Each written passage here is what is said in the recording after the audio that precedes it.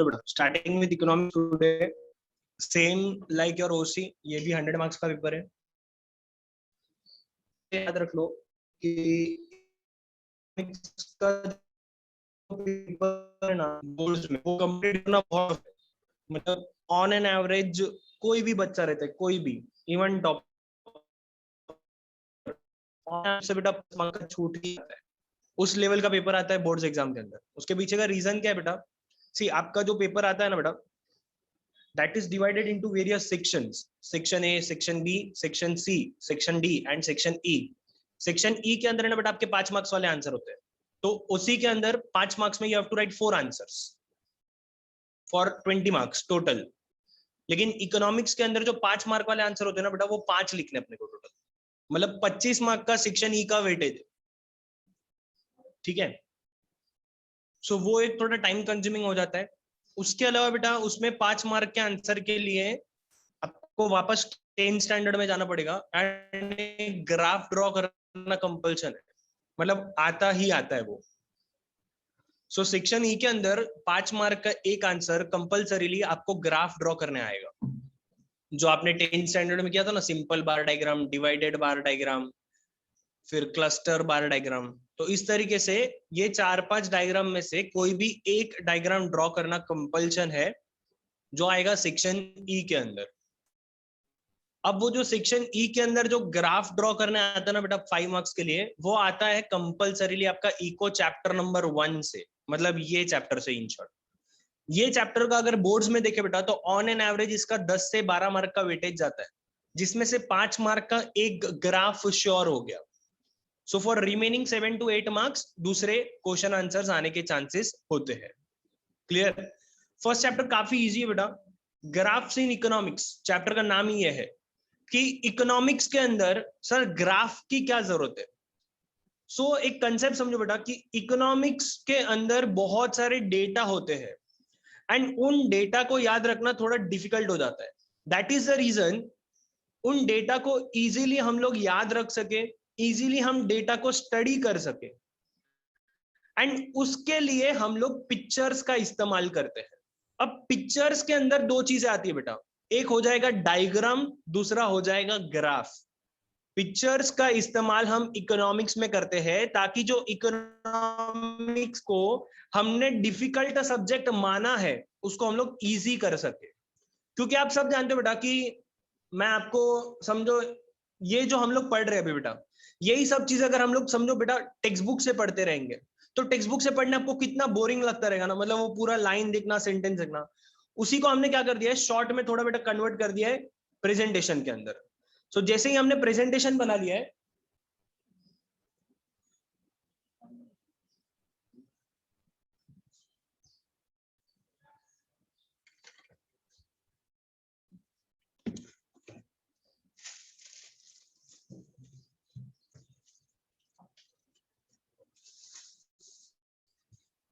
सो बेटा जैसे ही हम लोग प्रेजेंटेशन बना लेते हैं ना, तो अपना थोड़ा जो स्टडी करने का तरीका है ना, वो थोड़ा इजी हो जाता है। That is the reason introduction में देखो क्या लिखा है, economics explain the analysis occurring in the real world. Economics हमें क्या पता चलता है, हमारी रियल वर्ल्ड में क्या पोजीशन है अनएम्प्लॉयमेंट की, मतलब कि बेरोजगारी की, पॉपुलेशन कितना है अपना, फिर पॉवर्टी कितना है, ये सब चीज को हम लोग रियल वर्ल्ड के अंदर स्टडी कर सकते हैं। These analysis shows statistics data। कौन सा डेटा बेटा? स्टैटिस्टिक्स डेटा, कि 2011 में क्या था, 2021 में क्या हो रहा है, 1991 में क्या था, 1951 इंडिपेंडेंस मिलने के बाद क्या हुआ। तो ये सब अपने को स्टैटिस्टिक्स डेटा पता चलता है of various banks and states, and so it is done very purposefully in economics. So if we have to study this in a theoretical form, it is quite difficult। अभी ये सब data को अगर मैं आपको बोलूं कि थियोरेटिकल वे में पढ़ के बाय हार्ट करो, तो सीधी सी बात है वो थोड़ा डिफिकल्ट हो जाएगा। So to make it easy in an learning manner, we convert this data into pictures. तो यही चीज को इजीली हम लोग याद रख सके, इसलिए हम लोग पिक्चर्स बनाते हैं। अब पिक्चर्स 2 तरीके हैं, एक डायग्राम बन जाएगा आपका एंड दूसरा ग्राफ बन जाएगा, right. Now explanation of diagram and then we look out explanation of graph, कि ये दोनों में डिफरेंस क्या है सर, डायग्राम और ग्राफ में डिफरेंस क्या है। सबसे पहले बेटा एक चीज समझो, एक वर्ड है जिसको बोलते हैं सेंसस, CENSUS। एक वर्ड है जिसको बोलते सेंसस। अब आधे लोगों को शायद पता होगा इसका मीनिंग कि सेंसस मतलब क्या होता है, counting of population in every 10 years। Counting of population in every 10 years is called as census. अभी लास्ट अपना जो सेंसस रिपोर्ट था ना बेटा, वो हुआ था 2011 में, एंड अभी 2021 में अपना वापस सेंसस रिपोर्ट होगा, जिसको हिंदी में अगर मैं बोलूं तो उसको बोला जाता है बेटा जनगणना। वो अपने घर पे बेटा लोग आते ना, और वो महानगर पालिका नगर पालिका से लोग आएंगे और पूछेंगे कि आपके घर में कितने मेल है, कितने फीमेल है, कोई बीमार है क्या, कौन से एज ग्रुप के लोग हैं। तो ये सब चीज की जो गिनती होती है ना बेटा, that is called census, and ये एवरी 10 years में बनता है। तो ये अपना रियल वर्ल्ड का, रियल लाइफ का इकोनॉमिक्स है, जिसको स्टैटिस्टिकल वे में हम रिप्रेजेंट करते हैं। क्यों? क्योंकि इसको थियोरेटिकल वे से पढ़ना थोड़ा डिफिकल्ट हो जाएगा। अब जब हम स्टैटिस्टिकल वे से रिप्रेजेंट करते हैं तो अपने पास दो ऑप्शन है, या तो हम डायग्राम बनाएंगे या तो हम ग्राफ बनाएंगे। So now let us have an introduction about what do you mean by diagram, what do you mean by graph. दोनों में डिफरेंस क्या है सर? सो डायग्राम मतलब क्या, it helps to represent the observable data by way of picture, बराबर। Graph में देखो क्या है बेटा, it also helps to represent the observable data by way of picture. दोनों में सेम चीज है, जो हमने ऑब्जर्व किया है उसको हम लोग पिक्चर में कन्वर्ट कर सकते हैं। सेकंड पॉइंट बेटा, डायग्राम के अंदर scales and measurements are useful while drawing diagram, and यहाँ पे but it is drawn for statistical information and not for self explanatory. Diagram में बेटा क्या होता है कि कभी भी आप कोई भी डायग्राम बनाओगे तो उसके अंदर आपको स्केल्स, मेजरमेंट, हर चीज का ये लेना जरूरी है।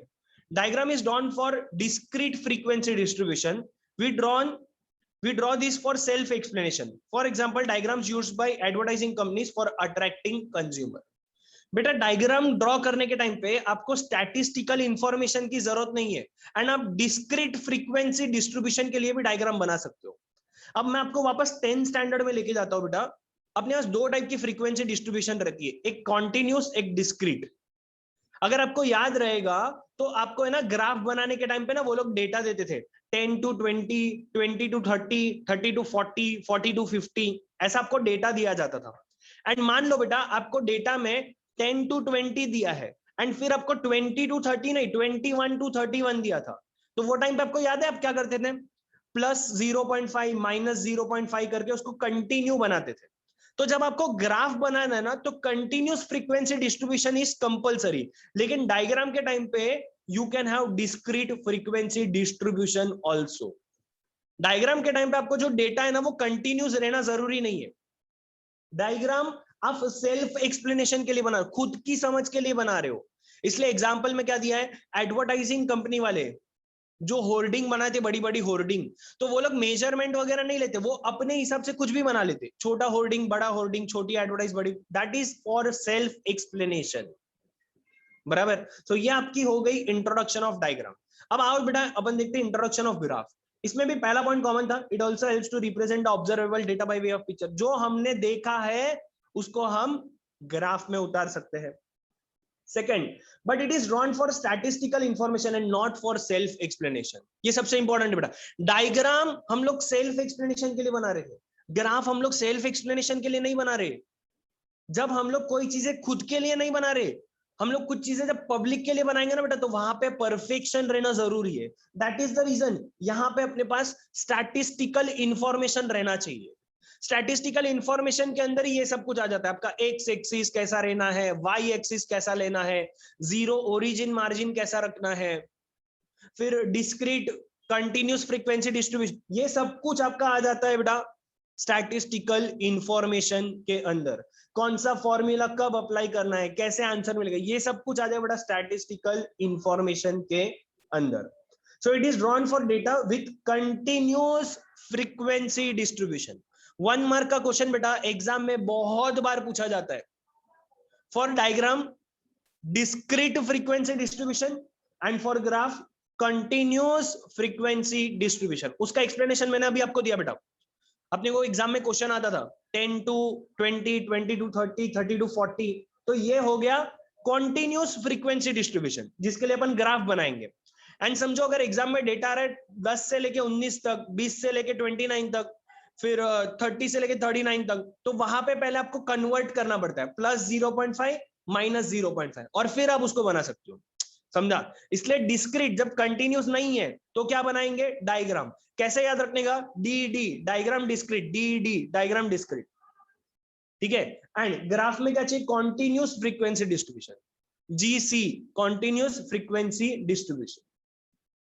We use statistical tool for making it. सीधी सी बात है, जब ग्राफ बनाओगे तो स्टैटिस्टिक्स का सब इंफॉर्मेशन आपको यूज करना ही पड़ेगा। And for example graphs are most used by researchers. ये बेटा जो अपन अभी एग्जांपल, लाइव एग्जांपल, चलो कोविड का बात ले लो बेटा। फर्स्ट वेव आया, सेकेंड वेव आया, तो हर महीने अपने पास कितनी केसेस आ रही है, सामने कितने लोग रिकवर हो रहे, कितने की डेथ हो रही है, कितने का वैक्सीनेशन हो गया। तो ये सब जो ग्राफ बनाते हैं वो कौन बना रहा है बेटा, रिसर्चर बना रहे। That is the reason it is most useful for researchers. अब जो रिसर्चर ग्राफ बना रहा है बेटा उसको बहुत सोच समझ के बनाना पड़ेगा, क्योंकि उसको ये चीजें पब्लिक में पब्लिश करनी है। ये उसके वो सेल्फ एक्सप्लेनेशन के लिए नहीं बना रहा है, समझ रहे हो? डायग्राम सेल्फ एक्सप्लेनेशन के लिए बनेगा, graph is to publish. That is the reason आप लोग को प्रॉपर स्टैटिस्टिकल टूल्स वगैरह सब कुछ यूज करना पड़ेगा। क्लियर? सो बेटा अभी तक हम लोग ने क्या देखा, introduction of graphs in economics. What do you mean by diagram, what do you mean by graph, बराबर। 3 आंसर हो बेटा अभी तक। चौथा आंसर पहुंचते बेटा, सबसे पहला importance of diagram and graph. भाई ये इकोनॉमिक्स के सब्जेक्ट में सर आप हमें जीडीपी पढ़ाओ, आप हमें जीएनपी पढ़ाओ, आप हमें इकोनॉमिक डेवलपमेंट पढ़ाओ, इकोनॉमिक ग्रोथ पढ़ाओ, पॉपुलेशन पढ़ाओ, पॉवर्टी पढ़ाओ, अनएम्प्लॉयमेंट पढ़ाओ, सब समझ गए बेटा। लेकिन ये ग्राफ और डायग्राम ऑफ इकोनॉमिक्स में इसका क्या मतलब मायने लगता है, इसका क्या इंपॉर्टेंस है? सो सबसे पहला पॉइंट देखो क्या लिखा बेटा, study subject of economics which is perceived. ये इंपॉर्टेंट बोल्ड वर्ड लिखा है इसलिए बेटा, as difficult and complicated is made easier by the way of diagram and less confusing by the way of graph। बेटा जो इकोनॉमिक्स की study को perceived मतलब कि आपने जो माना है कि इकोनॉमिक्स का जो स्टडी है वो कॉम्प्लिकेटेड है। परसीव्ड का मतलब क्या बता रहा है बेटा, कि आपने जो इकोनॉमिक्स की स्टडी को कॉम्प्लिकेटेड माना है उसको हम इजी बना सकते हैं डायग्राम की मदद से, एंड लेस कंफ्यूजिंग बना सकते हैं ग्राफ की मदद से। समझा बेटा? फर्स्ट पॉइंट क्या समझा रहा है, इंपॉर्टेंस। हम लोग क्या पढ़ रहे हैं, इंपॉर्टेंस ऑफ डायग्राम ग्राफ पढ़ रहे हैं। ये डायग्राम और ग्राफ का ये इकोनॉमिक्स में क्या इंपॉर्टेंस है।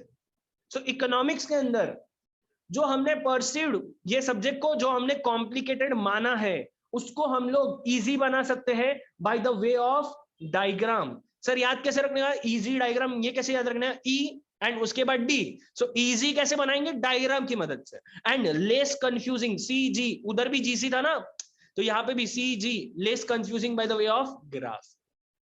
समझा बेटा? इसलिए ग्राफ में कंटिन्यूस डिस्क्रीट, कंटिन्यूस अपने को चाहिए, डिस्क्रीट वाला नहीं चलेगा। एंड ऐसे ही यहाँ पे क्या लिखा बेटा, less confusing by the way of graph. ठीक है, ई के बाद डी मतलब easier by the way of diagram, and C G less confusing by the way of graph. तो ये फर्स्ट पॉइंट है, ये उसका इंपॉर्टेंस है। भाई पहली चीजें क्या बता रही है कि इकोनॉमिक सब्जेक्ट को जो तुम कॉम्प्लिकेट मान रहे हो उसको हम लोग इजी बना सकते हैं डायग्राम की मदद से, लेस कंफ्यूजिंग बना सकते हैं ग्राफ की मदद से बेटा। Second point, trends of economic parameters over years can be drawn by a single diagram और अ ग्राफ। ट्रेंड्स मतलब क्या बता बेटा, ट्रेंड्स मतलब कुछ चीजें पहले बहुत चलती है, फिर थोड़ी कम चलती है, फिर और ज्यादा चलती है, फिर थोड़ी और कम चलती है, इसको बोलते हैं ट्रेंड्स। तो ये पैरामीटर को अगर हमें सही मायने में नोट करना है, सही मायने में देखना है, सही मायने में उसको पब्लिश करना है, तो उसके लिए अपने को डायग्राम एंड ग्राफ लगेगा।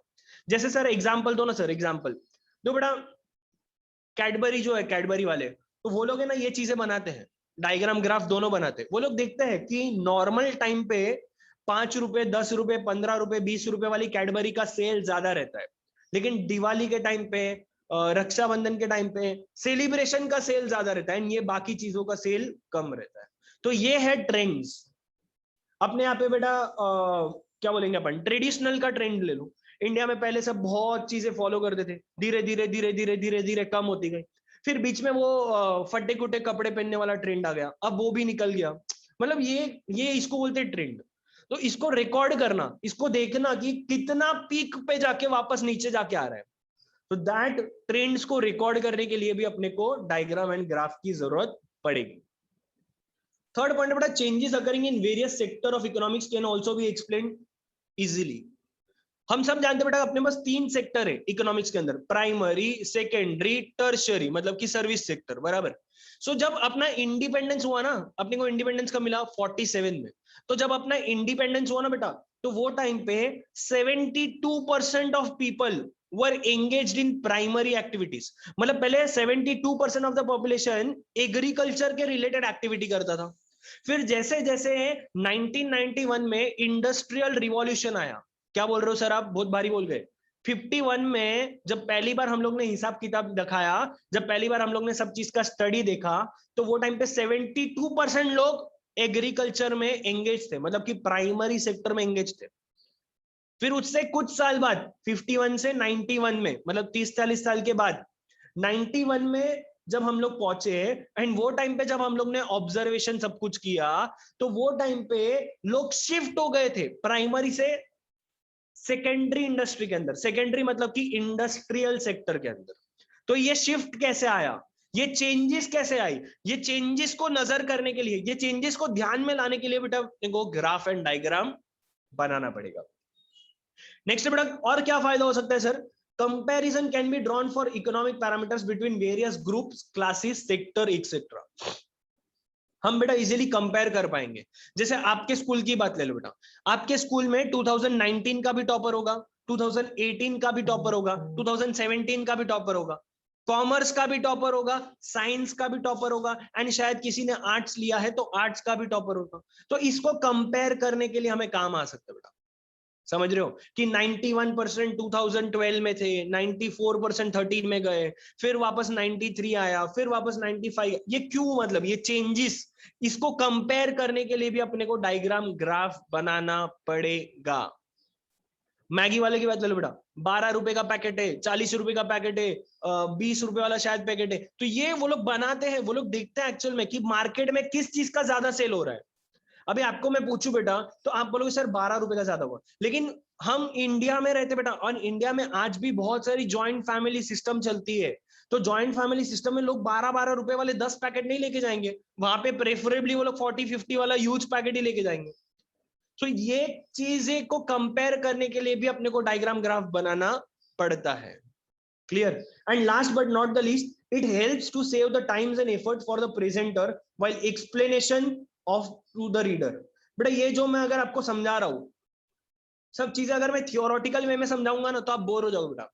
इसी को अगर मैं डायग्राम में कन्वर्ट कर दूं, जैसे ये देखो, ये बीच में अपन जो पिक्चर डालते हैं, ये क्या करता है? आपको आपका इफेक्टिवनेस बना के रखता है। आपको जैसे ही ग्राफ बोला, तो ये ग्राफ आपको सामने पिक्चर नजर आ गया बेटा, तो इस तरीके से मेरा टाइम बच जाता है, मेरी एफर्ट्स बच जाती है कि मैं आपको समझाऊं बेटा ग्राफ किसको बोलते हैं। तो ये चीजें मेरी बच जाती है। तो जो प्रेजेंटर रहता है ना बेटा, उसके लिए ये सब चीजें इजी हो जाती है। And last but not the least बेटा, हर चीज में अपने को एग्जांपल देना जरूरी है। इसमें एग्जांपल क्या दिया है? Concept of expansion and contraction of demand and supply. 11th standard में जिसने भी इकोनॉमिक्स पढ़ी है ना बेटा, उसको पता है कि डिमांड को डीडी, सप्लाई को एसएस, ये सब कुछ बनाने के लिए अपने को ग्राफ जेन्युइनली लगता है। जब ग्राफ बनाएंगे बेटा, तभी हमें समझेगा कि कौन सी प्रोडक्ट की कितनी डिमांड है, सामने हम कितना सप्लाई कर रहे हैं, और कौन सी चीजों का अपने को ध्यान रखना है, क्या है क्या नहीं। बराबर? तो ये सब चीजें बेटा इंपॉर्टेंस ऑफ डायग्राम ग्राफ। एक बार मेरे साथ वापस रिवाइज कर लेते बेटा। सबसे पहला पॉइंट क्या था? इकोनॉमिक सब्जेक्ट को जो हमने परसीव्ड कॉम्प्लिकेटेड माना है, उसको हम इजी बना सकते by the help of diagram, and less confusing बना सकते by the help of graph. दूसरा, सालों के ट्रेंड्स अगर हमें जानने हैं, तो उसके इकोनॉमिक पैरामीटर्स को जानने के लिए हम डायग्राम ग्राफ का यूज कर सकते हैं। तीसरा, कोई भी सेक्टर में चेंजेस आएगी, उस चेंजेस को नोट डाउन करने के लिए अपने को डायग्राम ग्राफ लगे बेटा। चौथा, कंपैरिजन करने के लिए between various classes, between various sectors, between various groups, तो भी अपने को डायग्राम ग्राफ लगेगा। Last, it will help the presenter to save its times and effort. And example में अपन दे देंगे concept of expansion and contraction of demand and supply. बेटा ये जो नीचे आपको बताया गया ना pictures, so this is all what called as your diagram and graph, कि इतने सारे ऑप्शन है आपके पास डेटा को रिप्रेजेंट करने के लिए। अगर जो डेटा आपके पास अवेलेबल है, अगर वो डेटा आपको सेल्फ एक्सप्लेनेशन के लिए करना है, तो आप डायग्राम बनाओगे। वो डेटा अगर आपको पब्लिश करना है, तो आप ग्राफ बनाओगे। Graph is always for continuous frequency distribution. Diagram can be done for discrete frequency distribution. Diagram is basically made by advertisement agencies for attraction of consumer. Graph is basically made by researchers to study further in detail.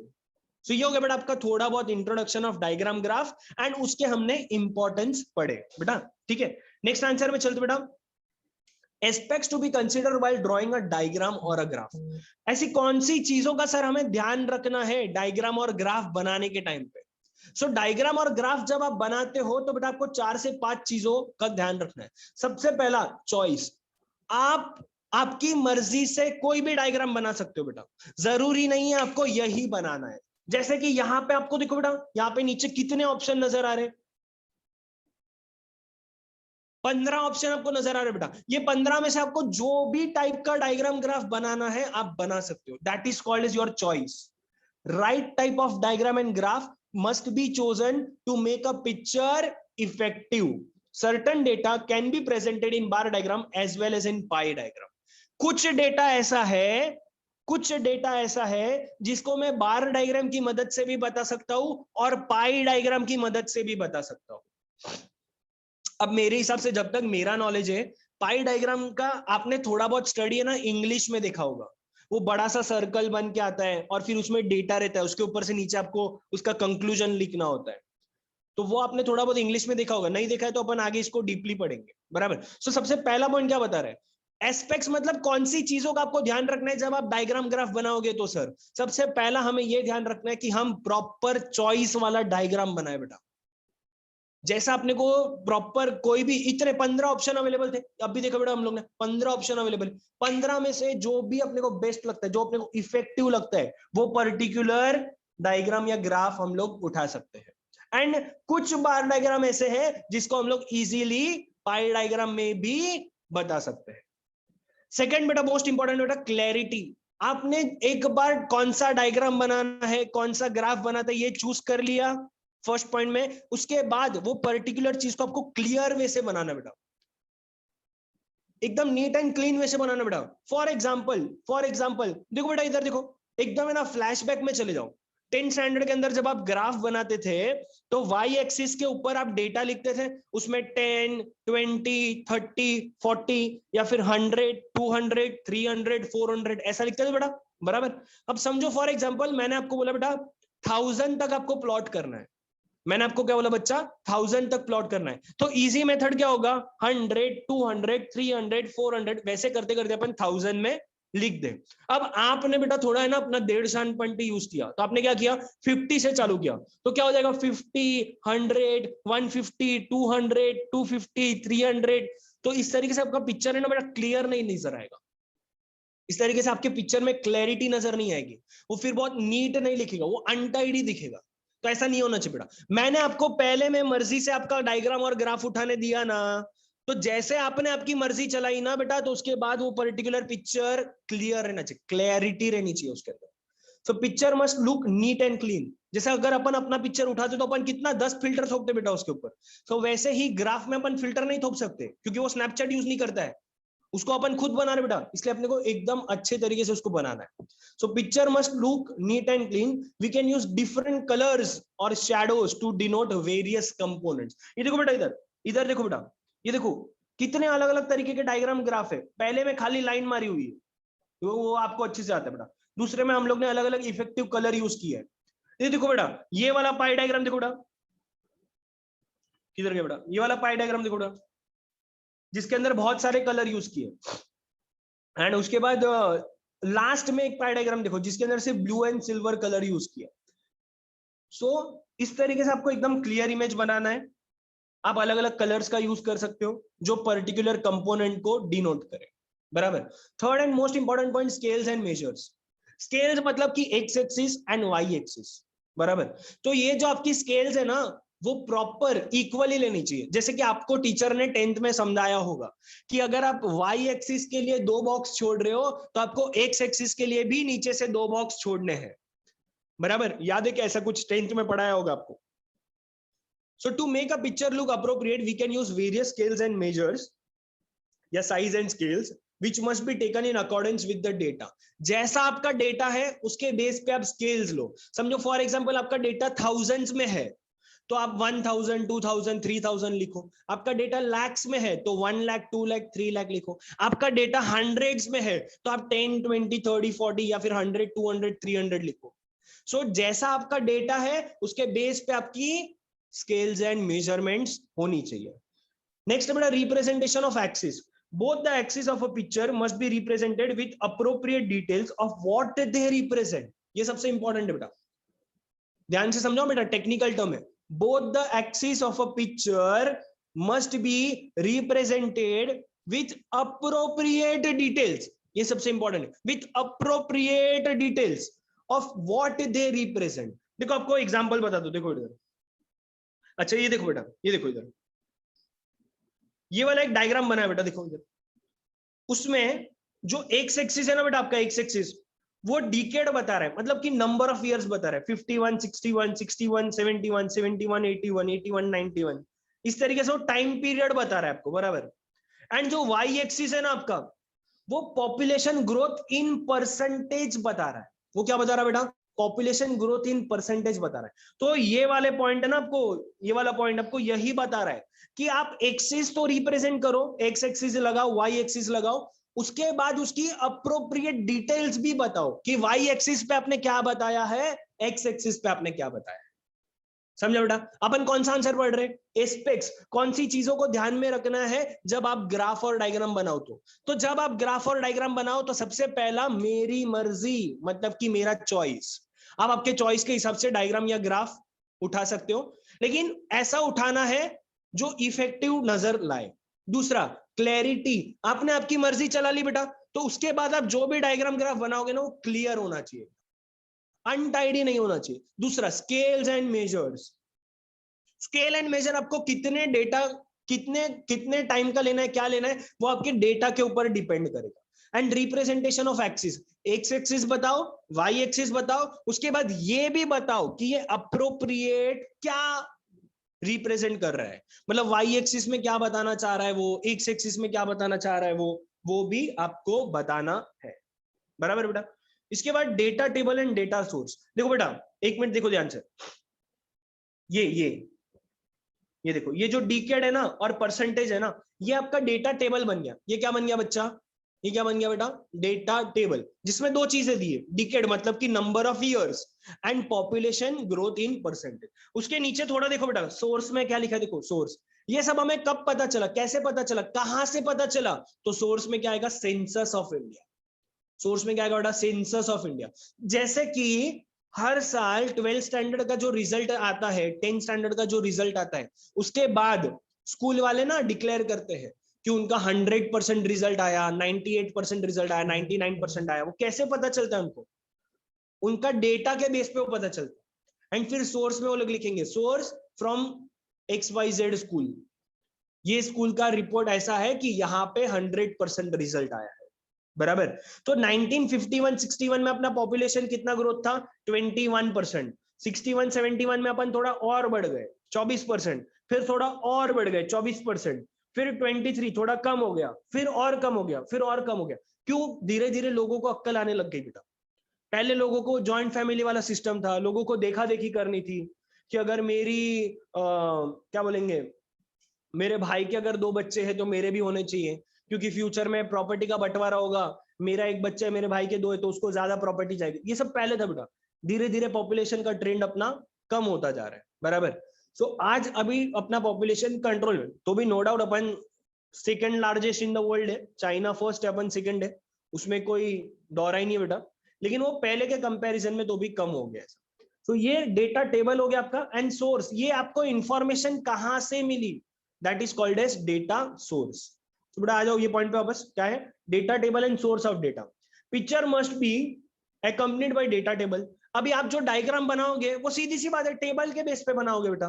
जैसे इधर देखो, इधर ये जो उसने diagram बनाया है वो किसके बेस पे बनाया है? टेबल के बेस पे. इधर देखो आगे और बताओ, ये देखो ये जो डायग्राम बनाया है किसके बेस पे? टेबल के बेस पे, बराबर. सो जो पिक्चर हम बनाएंगे that should be accompanied to the data table from which they can create by mentioning source of data. फिर उनको ये भी बताना है कि ये जो ऊपर का डेटा है वो उनको कहां से मिला है, उसका सोर्स क्या है, ये चीज आपको कहां से पता चली, ठीक है। एंड लास्ट में बेटा method of calculating the data. Picture is drawn for self explanation data but from the data simplified with statistical tool.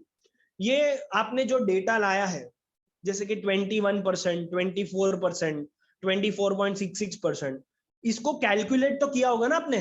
जैसे अगर मैं आपको बोलूं परसेंटेज कैलकुलेट करो तो आप क्या करते हो, टोटल मार्क्स आपको मिला अपॉन मतलब डिवाइड बाय कि टोटल हर एक सब्जेक्ट के कितने मार्क्स थे इनटू 100, तो ये आपका कैलकुलेशन हो गया on the basis of percentage, बराबर। ये सब आप स्टैटिस्टिक्स में ज्यादा डीपली पढ़ोगे, अलग अलग फॉर्मूला लगाई जाती है अलग अलग कैलकुलेशन करने के लिए, ठीक है। जैसे कि मीन मेथड है, मीडियन मेथड है, मोड मेथड है, तो ये आपका हो जाएगा कैलकुलेशन ऑफ डेटा कि आपने ये डेटा कैसे और किस तरीके से कैलकुलेट किया है। So that is called as your methods of calculating data, बराबर। बेटा एक छोटा सा रिकैप मार लेते फटाफट, आज क्या पढ़ा अपन ने। सबसे पहला बेटा चालू किया था ग्राफ्स इन इकोनॉमिक्स, कि इकोनॉमिक क्या समझाता है, रियल लाइफ रियल वर्ल्ड में क्या सब आ रहा है उसके बारे में हमें वो नॉलेज देता है। इस एनालिसिस को, इस स्टैटिस्टिक्स डेटा को, बैंक्स का डेटा, स्टेट का डेटा, ये सब कुछ हमें बताता है। ये डेटा को थियोरेटिकल वे में याद रखना थोड़ा डिफिकल्ट है, दैट इज द रीजन हम लोग ने उसको इजी करने के लिए कन्वर्ट कर दिया पिक्चर्स में। अब पिक्चर्स दो तरीके के हैं, डायग्राम एंड ग्राफ, बराबर। फिर हमने देखा डायग्राम का इंट्रोडक्शन, जिसके अंदर हमने देखा कि जो भी हम ऑब्जर्व करते हैं उसको अपन पिक्चर में उतार सकते हैं। दूसरा scales and measurements are useful, scale and measurement लगेगा बेटा डायग्राम बनाने के लिए। Diagram is always for third and most important point, discrete frequency distribution बेटा। We draw diagram for self explanation, हम हमारे खुद के समझने के लिए डायग्राम बनाते हैं। एंड एग्जांपल में एडवर्टाइजिंग एजेंसी का। ग्राफ में क्या देखा बेटा, it also helps to represent the observable data by way of picture, same point. Graph के अंदर दूसरा आएगा statistical information and not for self explanation, सबसे इंपॉर्टेंट पॉइंट बेटा, खुद के लिए नहीं बना रहे, स्टैटिस्टिकल इंफॉर्मेशन के लिए बना रहे। It is drawn for data with continuous frequency, third important point बेटा, ये अपन कंटिन्यूस के लिए बनाएंगे। Diagram is for discrete, we use statistical tool for making it. And example में graphs are mostly made by researchers. फिर बेटा हमने क्या देखा है इंपॉर्टेंस ऑफ डायग्राम ग्राफ के अंदर, कि इकोनॉमिक सब्जेक्ट को परसीव्ड जो हमने माना गया है कि वो कॉम्प्लिकेटेड है, उसको हम लोग इजी कर सकते हैं डायग्राम की मदद से, एंड लेस कंफ्यूजिंग करते हैं ग्राफ की मदद से। दूसरा, सालों के ट्रेंड्स पैरामीटर्स बताने के लिए एक सिंगल डायग्राम या ग्राफ से हम लोग उसको बता सकते हैं बेटा। क्या क्या चेंजेस आएगी अलग अलग सेक्टर के अंदर, उसको हम लोग को बताने के लिए डायग्राम ग्राफ का मदद लग सकता है। कंपेयर करने के लिए बेटा अलग अलग ग्रुप्स के बीच में, अलग अलग क्लासेस के बीच में, बराबर। And it will finally help to save the time and efforts of the reader. जो पढ़ने वाला बंदा है वो इजीली पढ़ सकता है कि 91 में इतना पॉपुलेशन था, 2011 में इतना है, 2021 में भी कितना है, तो ये वो थियरी में पढ़े उससे बेटर उसको ग्राफ में इजीली पढ़ने को आएगा। एग्जांपल में concept of expansion and supply of demand, बराबर। उसके बाद हमने बेटा पढ़ा है कौन सी चीजों को हमें ध्यान में रखना है डायग्राम ग्राफ बनाने के टाइम। तो सबसे पहला मेरी मर्जी, मतलब कि चॉइस, मैं मेरे हिसाब से कोई भी डायग्राम ग्राफ उठा सकता हूं। सिर्फ इतना ध्यान में रखना है कि ऐसा डायग्राम ग्राफ उठाओ जो इफेक्टिव हो, बराबर। एंड कुछ कुछ बार डायग्राम ऐसे है जिसको हम लोग पाई डायग्राम के दौर पे भी बना सकते हैं। दूसरा जो पॉइंट बता रहा था वो बता रहा था कि आपने जो डायग्राम ग्राफ बनाना बेटा वो क्लियर होना चाहिए, उसके अंदर आप अलग अलग कलर्स का यूज कर सकते हो अलग अलग कंपोनेंट्स को बताने के लिए। स्केल एंड मेजरमेंट जो आपको उठानी है वो डिपेंड करती है आपकी डेटा के ऊपर। डेटा अगर बड़ा है लैक्स में तो आपका स्केल मेजरमेंट लैक्स में, डेटा 1000 में तो स्केल मेजरमेंट थाउजेंड्स में। अलग अलग एक्सिस, एक्स एक्सिस बताना है, वाई एक्सिस बताना है, अलोंग विथ इट वो अप्रोप्रिएट डिटेल्स भी बतानी कि वाई एक्सिस पे साला क्या बता रहा है, एक्स एक्सिस पे साला क्या बता रहा है, ये भी हमें साथ में बताना है। उसके बाद डेटा टेबल एंड उसका सोर्स क्या है, ये चीजें आपको कहां से पता चली वो, एंड वो जो सोर्स है उसका आपने किस तरीके से कैलकुलेट किया है उसका मेथड बताना है। सो methods of calculating the data. ठीक बेटा, यहाँ पे स्टॉप करते हैं। जो नेक्स्ट टॉपिक है टाइप्स ऑफ डायग्राम का वो कल से कंटिन्यू